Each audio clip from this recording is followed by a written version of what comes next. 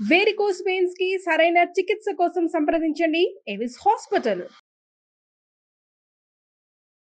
నమస్తే రమగారు. నమస్తే జయ. రమగారు, మనము నాయనార్ కథలు కూడా కొన్ని చెప్పుకుంటూ ఉన్నాం. మరి కార్తీక మాసంలో ఉన్నాం కాబట్టి ఏమన్నా నాయనార్ కథలు కూడా చెప్పుకుందాం. Last year, before last year bold అని చెప్పుకున్నాం. అవును, ఈ సంవత్సరం కూడా సంప్రదాయం పోకుండా అంతే. నాయనార్లు అంటే పరమశివ భక్తులు. తమిళనాడు సుప్రసిద్ధ భక్తులని నాయనార్లు అంటారు. పరమశివ భక్తుల్ని ప్రత్యేకంగా నాయనార్లు అంటమే మనం తమిళనాడులో చూస్తాం. 62 మంది చాలా ప్రసిద్ధమైన ప్రగాఢమైన శివభక్తులు. ఇందులో ఒకళ్ళు ప్రాణాలకి తెగించిన వాళ్ళు, ప్రాణాన్ని అర్పించిన వాళ్ళు, రక్తాన్ని అర్పించిన వాళ్ళు భగవంతుడికి. ఎన్నెన్ని గాథలు, ఎంత కష్టాన్నైనా ఓడ్చుకుని శివభక్తిని విడవకుండా ఉండేవాళ్ళు. అతి తీవ్ర భక్తిపరులు. అవును, ఈ నాయనార్ గాథల్లో కొన్ని చిత్రమైనవి, విచిత్రమైన గాథలు కూడా ఉంటాయి. ఇందులో ఇయర్పగై నాయనార్ అని ఒక నాయనార్ గాథ. ఈయన కావేరి పూం అనే పట్టణంలో ఉండేవాళ్ళ. కావేరీ నది పరివాహక ప్రాంతంలో ఉన్న పెద్ద పట్టణం. పరమ భక్తుడు, వైశ్య కులానికి చెందినవాడు.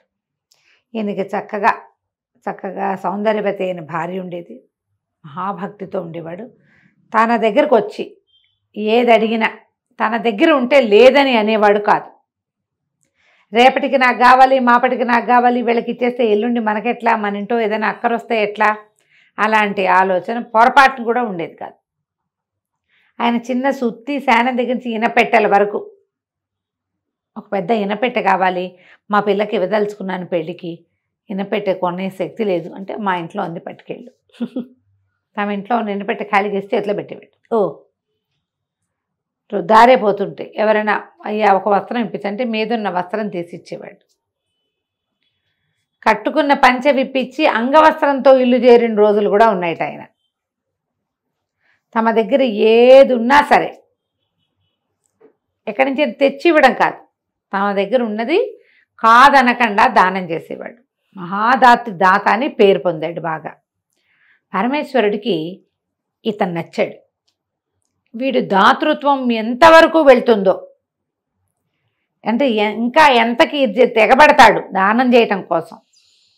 మళ్ళీ ఈ దానంలో బొట్టు పెట్టుకుని శివభక్తులకి దానం చేయటం ఆయన నియమం. ఎవరైనా సరే విభూతి పుండ్రాలు ధరించిన వాడు కనపడితే వాడు ఏదైనా అడిగితే ఇచ్చేస్తాడు. సరే, ఏం చేసేట పరమేశ్వరుడు ఒక బ్రాహ్మణ వేషధారిగా ఇయర్వగై నాయనారు ఇంటికి వచ్చాడు. చక్కగా విభూతి పుండ్రాలు ధరించి ఒక మధ్య వయస్కుడైన బ్రాహ్మణ వేషధారిగా పరమేశ్వరుడు వచ్చాడు. వస్తే ఆయన చూడడానికి సాక్షాత్ పరమశివుడల్లే కనపడుతున్న ఆయన్ని లోపల పిలిచి కాళ్ళకి నీళ్ళిచ్చి, మంచినీళ్ళు ఇచ్చి, ఏదో ఆహారం అందించి, ఒక ఉత్తరీయం ఇచ్చి నమస్కారం చేసి, అయ్యా మా ఊరకు రారు మహానుభావులు, ఏం కావాలి మీకు, ఏం కావాలి, నేనేం చేయగలను, దాసుడు చేయగలిగిన సేవ ఏదైనా ఉందా అని అడిగాడు. ఆయన, నువ్వు చాలా దాతవని తెలుసుకుని వచ్చాను, నీ దగ్గర ఉన్నది కాదనకుండా ఇస్తావని ఊరంతా చెప్పుకుంటున్నారు. అంటే దానికి ఏం లోటు బాబు, నా దగ్గర ఏది ఉంటే అది, మీకు ఏది కావాలన్నా నేను ఇస్తా, దయచేయండి మీకు చెప్పండి మీకేం కావాలి, ఇంతదని అంతదని ఆలోచించద్దు, ఇస్తే నాకెట్లాగో అని నాకెలాగో ఆలోచించి మీరు కూడా నాకట్లా ఆలోచించపోకండి, అడగండి ఇస్తానన్నాడు. ఆయన మెల్లిగా ఆలోచించి, నీ భార్యను కోరి వచ్చానయ్యా నేను అన్నాడు. అలాగే అవశ్యం స్వామి, తీసుకెళ్ళండి అన్నాడు. ఏర్పగైన ఆయనారు తన భార్యని ఇచ్చేయడానికి ఆలోచించల, అలాగే అన్నాడు. అక్కడి నుంచి లేచి లోపలికి వెళ్ళి భార్యకి చెప్పాడు. అమ్మాయి, ఒక ఆయన వచ్చాడు, శివభక్తుడు, విభూతి పుండ్రాలు ధరించి సాక్షాత్తు శివమయుడుగా కనపడుతున్నాడు. మరి ఆయన నిన్ను కోరి వచ్చాటమ్మా, నేను ఆయనకి అప్పచెప్తానని మాట ఇచ్చాను అనేసరికి ఆవిడ నిశ్చేష్టంగా అయిపోయింది. ఏమిటిది, ఏం జరుగుతోంది? కానీ ఒక నిమిషంలో తెప్పరిల్లి, శివభక్తుడు ఏది ఇచ్చినా శివుడికి ఇచ్చినట్టే అని భావిస్తాడు, పరమేశ్వరుడికి దానం చేయబడ్డా నేను అని ప్రాణాలు దిటవ తెచ్చుకొని ఇంట్లో ఉన్న పని వాళ్ళకి ఎవరికో చెప్పి వెనకాల వచ్చింది. ఇదిగోండి నా భార్య, స్వామి తీసుకెళ్ళండి అన్నాడు. ఇంతలో ఏమైంది, ఈ వెనకాల పెరట్లో ఈ కథ అంతా విన్న పని మనిషి పరిగెత్తుకుంటూ వెళ్ళిపోయి ఆ సందులో, ఇప్పుడు అప్పట్లో ఏంటంటే కులాల వారీగా ఇళ్ళు ఉండేవి కదా, పక్క ఇళ్లలో ఉన్న వీళ్ళ పెద్దనాన్న పెద్దండ్రి పిల్లలకి వాళ్ళకి ఆవిడ పుట్టింటికి కబురు చేసేసి వీళ్ళు అవి ఇవి సర్దుకుని వాకిలకు మంది దిగేసరికి ఆయన చుట్టాలు వచ్చి పడ్డారు. ఆయన చుట్టాలు రాలా, ఆవిడ చుట్టాలు వచ్చారు. ఇదేమో ప్రతిష్ట. ఎవడో దారిపోయే బ్రాహ్మడికి భార్యను దానం చేయటం ఏమిటి? వల్ల కాదని అరిచి కేకలు పెట్టారు. మాణాకర్రలు తీసుకొచ్చారు కుర్రకారంతా కొంతమంది. ఈయన ఏమైనా సరే ఒప్పుకోలే. దానం అంటే నా దగ్గర ఏది ఉందో అది నేను దానం చేస్తాను. భార్య నాది, నాకు దత్తమైంది, నాకు దానం చేయబడిన వస్తువు, ఇస్తానంతే అనేసరికి చుట్టాలంతా అరిచి కేకలు పెట్టారు. కానీ ఈయన అన్నాడు, అయ్యా మీరు బయలుదేరండి అని బ్రాహ్మణ్ణి పంపించబోయాడు. బ్రాహ్మణుడు భయం వేస్తున్న వాడిలాగా పెట్టాడు మొహం. భయంగా ఉంది, ఒకవేళ నేను ఊరు దాటే లోపల వీళ్ళంతా నా మీద పడతారేమో నీ చుట్టాలు అనగానే ఆయన అన్నాడు, ఓ బాణాకర్ర తీసుకుని పదండి బాబు, నేను మిమ్మల్ని దింపొస్తాను, మీరు ఏ ఊరు వెళ్ళాలో ఆ ఊరు నేను మీ వెనకాలే వస్తానని బ్రాహ్మడు ఈ ఏర్పగైన ఆయన భార్య ఆ వెనకాల బాణాకర్ర పుచ్చుకుని వీరభద్ర అవతారంలాగా కనపడుతున్న ఈ ఏర్పగైన ఆయన కూడా బయలుదేరారు.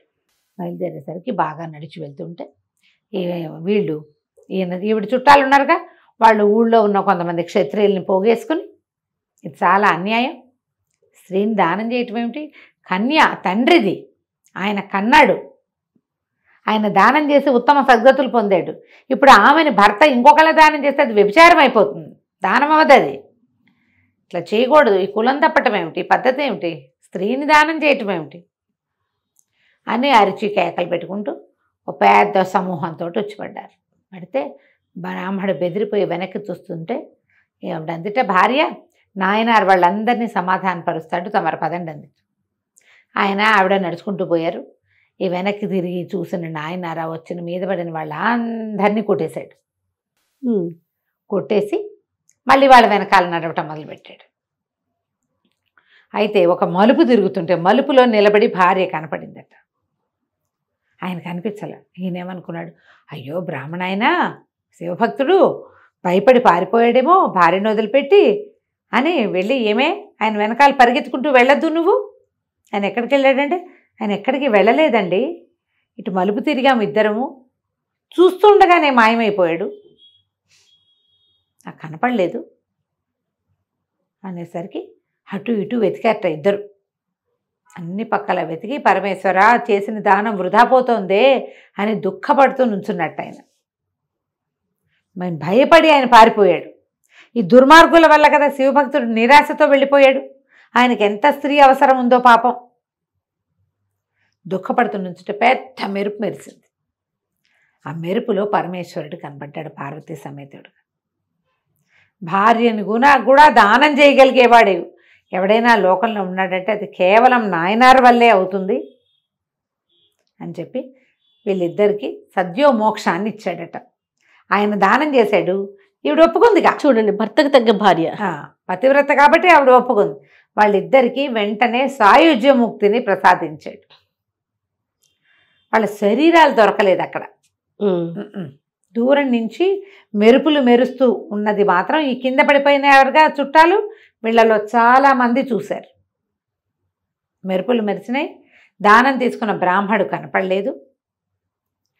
ఎక్కడైతే వీళ్ళు నుంచుని మొదట వాళ్ళకి కనపడ్డారో అక్కడ పచ్చగా బోలెడని మొక్కలు పుట్టినాయట దారిలో. అది చూసి ఆశ్చర్యపోయారు.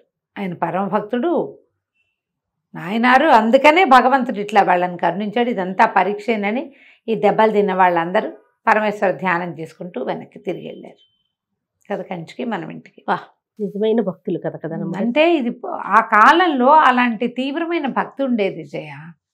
మనకి ఇది వింతగానే అనిపిస్తుంది. ఇది 12 దానం చేయటం ఏంటి అనిపిస్తుంది. 12-14 శతాబ్దాల్లోనే జరిగిందట ఇది.